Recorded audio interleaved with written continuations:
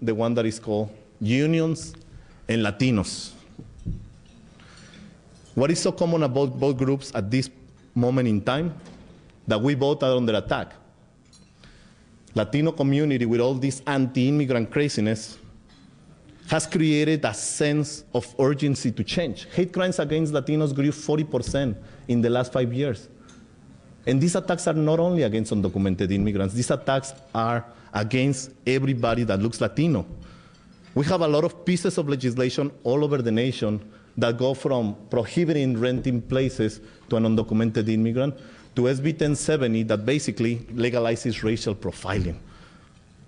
That's a direct attack on every brown person in this nation, every Latino in this nation. On the other hand, the labor movement is under similar attack. I call what is happening in Wisconsin the SB 1070 of the labor movement, because they are attacking the central tool that we have historically to organize, which is the right to collective bargaining. And that's why it's so important to understand these two communities, these two groups, and make sure that we talk together in a better way. Because if Latinos are the most vulnerable workers in the nation, Latinos need the protections of unions, the protections of the umbrella of the labor movement more than anybody else. That's why in this room, we need to have more serious conversations about how we are smart about the future of both groups. And smart especially when we are the lowest numbers of union membership, because we have been under attack for the last 30 years in the labor movement. But if we are smart and we look at the Latino community a better way, we know it's the youngest group, but the fastest growing group. We need to have organizational strategies that are bringing those Latinos. We have 50 million people, Latinos in the nation, that are bringing more Latinos on board to this wing of protection, bring more Latinos to our family. An injury to one is an injury to all, and we need to apply this more than ever to the Latino community. We need better strategies. At the same time, we need to make sure that we have more Latinos at the highest levels of representation in all the unions and all over the nation to make sure that we are smart and we're moving in that direction. What is happening in Wisconsin? Sometimes it feels, and when I have a conversation with brothers and sisters from the Latino community that are not part of labor, they ask me, why is this so important? And I think more and more people are understanding why it's happening in Wisconsin. What is happening in Wisconsin is a direct attack, as I say, on collective bargaining, the central tool that we have in the labor movement to organize. It's because of collective bargaining that we were able to win and make sure that all workers have the right to weekends, that workers have access to minimum wages, that we can change child labor laws, that we have health care, that we have pensions, that we have 40 hours weeks.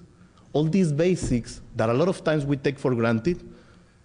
It's not because corporations came one day and say, oh, I love my workers and I'm going to give them these rights. It's because the labor movement was in the front lines fighting to make sure that we have all these rights for all workers. It has been an important fight, and we need to keep fighting now more than ever. That's what it means. That's what this means represents. We also need to analyze what is happening in the last 30 years and how we connect this attack on collective bargaining. As Secretary Solis said, this is an attack on the middle class. And a middle class is the main representation of a first world nation. That's why we need to protect it. That's why we need to fight so more workers have access to that middle class.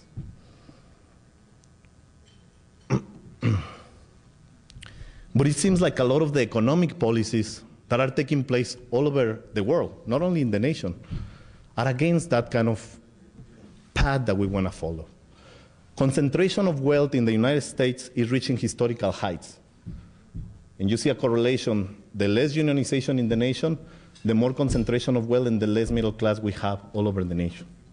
Today, the 400 richest people in the nation have the same wealth as 15% of the population at the bottom, which is 150 million. Are those the kind of economic policies that we want for our workers, for the world?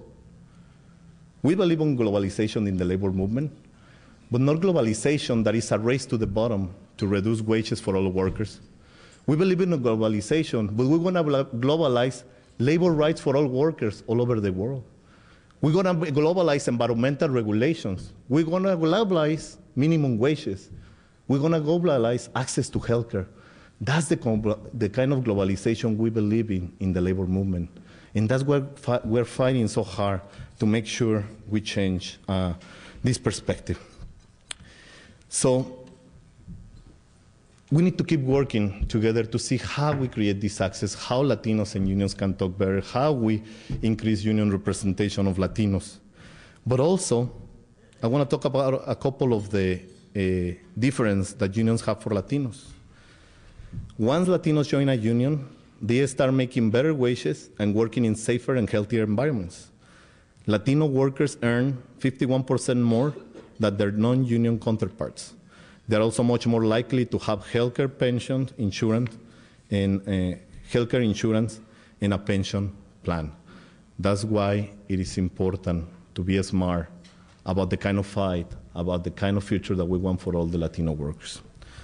Now I'm going to talk about, and I talk a little bit about this issue, the issue of immigration, a sensitive issue. So I sometimes feel that it's an untouchable issue. I want to do a little exercise. Raise your hand if you were not born in this country. Look around. Keep it up. Raise your hand if your parents were not born in this country. Raise your hand if your grandparents were not born in this country. And keep it up. The whole room. Immigration is closer to us than we can think of. We need to stay away from this dehumanizing debate that is taking place all over the nation. We need to be smart and practical about the way that we talk about immigration, because otherwise we're not going to go anywhere. Because of lack of time, I'm not going to get into all the conditions of Latino immigrant workers and undocumented workers. I'm just going to say one thing. All the numbers that I already shared, multiply that by 2, and those are the undocumented workers and the conditions of undocumented workers. Without doubt, the most vulnerable workers in the nation and the ones that need the protections the most. Immigration is a priority. We need to keep fighting. We need to be together fighting for immigration reform. But we need to change a little bit of the perspective. We need to have a new approach on immigration. It's time that the nation grows up when it comes to immigration. It's time to stop bullying immigrants for something that is not really their fault. We need to go and look at the root causes of the problem. And the root causes of the problem is economic policies that displace workers and a huge addiction to cheap labor. 12 million undocumented immigrants in the nation is not a mistake in the most powerful country in the world. 12 million undocumented immigrants is public policy, and somebody's taking advantage of this public policy. That's what we need to do. That's how we need to focus on this issue. NAFTA and CAFTA, from the immigration point of view, was a huge disaster. Immigration in Mexico after NAFTA increased almost 65%. Displacement of workers. We need better labor rights, and we need environmental regulations in these kind of contracts. Similar thing in Central America with CAFTA. Almost 80% of all undocumented brothers and sisters come from those two countries.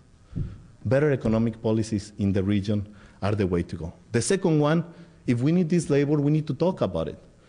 Because in the one hand, we are talking all this anti-immigrant debate, but historically, we have had a huge addiction to cheap labor. Just look at the entire sectors of the economy, and they are highly addicted to cheap, exploitable, and disposable labor. I have one message for the anti-immigrant voices that are putting pieces of legislation all over the nation. Do what we do in the labor movement. If you really believe in this, be practical. Boycott. Boycott any vegetable that has been touched with immigrant hands. Boycott any house that has been built with immigrant hands. Boycott any road that has been built with immigrant hands, and then we know that you are serious about it.